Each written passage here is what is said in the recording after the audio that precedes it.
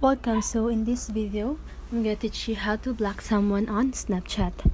So for example, there is someone who is annoying you in the middle of the night and you just want to get some rest and sleep. So I'm here to help you with that. So first of all, you need to open your Snapchat. Then just wait and then go to chat. I'm going to chat because I don't have any friends. So for example, I want to block this guy. I will just click on his profile, and then as you can see here on the upper right corner of your screen, there is a 3 dots. Just you want to click on that and then choose block, and then choose block again, and then that's it.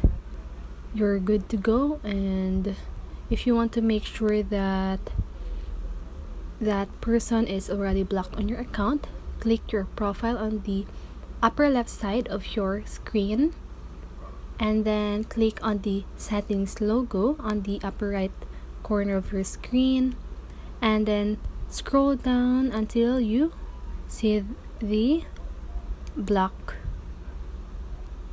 here. On the privacy controls, so you see the blocked users. So here you see his username, and that's how you block someone. And if you want to unblock them, just simply click the X beside of his username, and that's it. He's now unblocked, and that's how you do it.